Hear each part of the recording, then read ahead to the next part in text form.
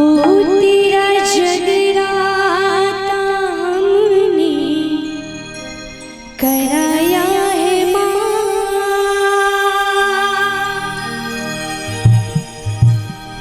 हो तेरा जगराता हमने कराया है माँ, तुझको बुलाया है माँ। ये बता दो, ये बता दो पूजा में कोई कमी तो नहीं माँ, कमी तो नहीं।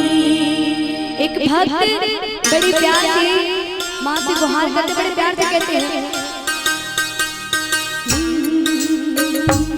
तेरा जगराता,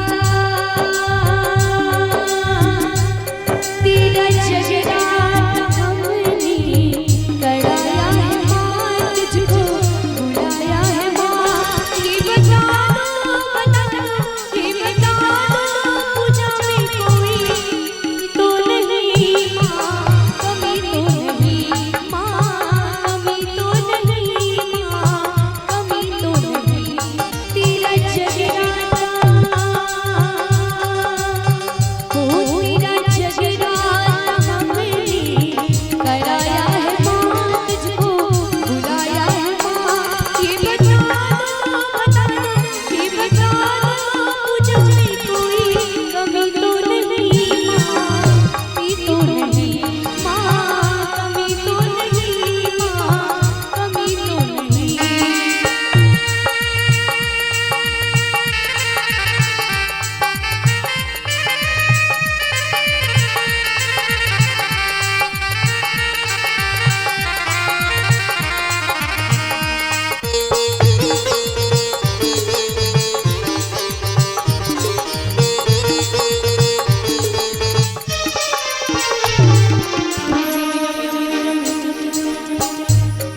और देखिए बड़े प्यार से कहना है, क्योंकि जब आप मंदिर जाते हैं इसमें पूरी पूरी श्रद्धा लेके जाते हैं और सभी प्यार से कहेंगे, तेरी कृपा से दिल की जगी भावना, आज बरसों की पूरी हुई मनोकामना।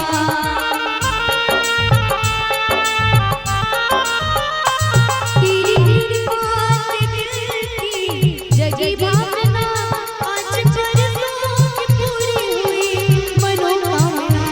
तेरी भेंटों को,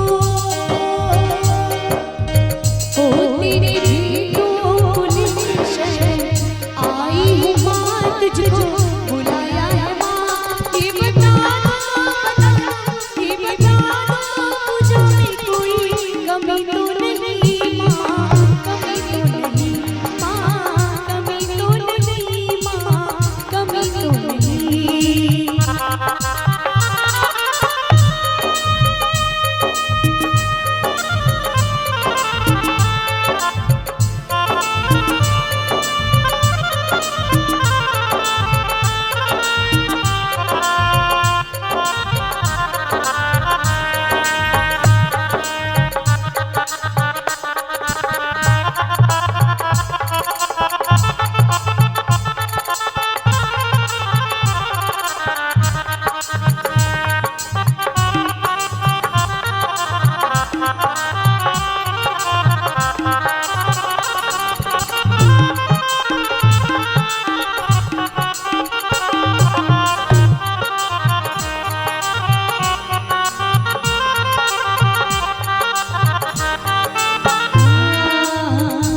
क्योंकि एक भक्त बड़े प्यार से माँ से अरदास करते, बड़े प्यार से कहते हैं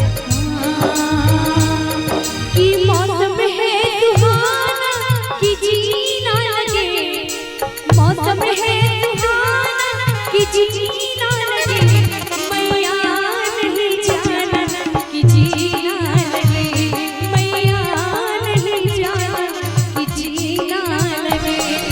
मौसम है सुहाना कि जीना लगे, मौसम है सुहाना कि जीना लगे। और आप लोग से चाहूंगी कि एक बार आप लोग भी पूरे पूरे हाथ अगर उठाएंगे सारे ऐसे इलेक्शन में जैसे हाथ खड़े करते वैसे नहीं, पूरे पूरे हाथ को मैया ने जो हाथ दिए ना पूरे पूरे हाथ उठाए और ताली के साथ मैया नहीं जाना कि जीना लगे, नहीं जाना कि जीना लगे।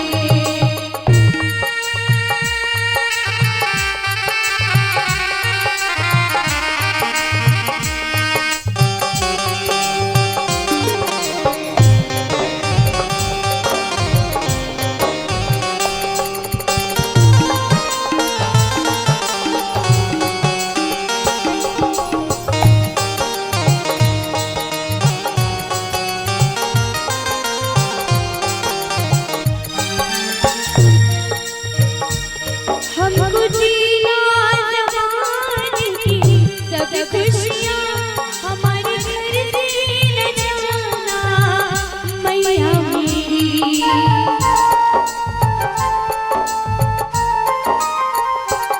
हमको जीना ज़माने की सब खुशियाँ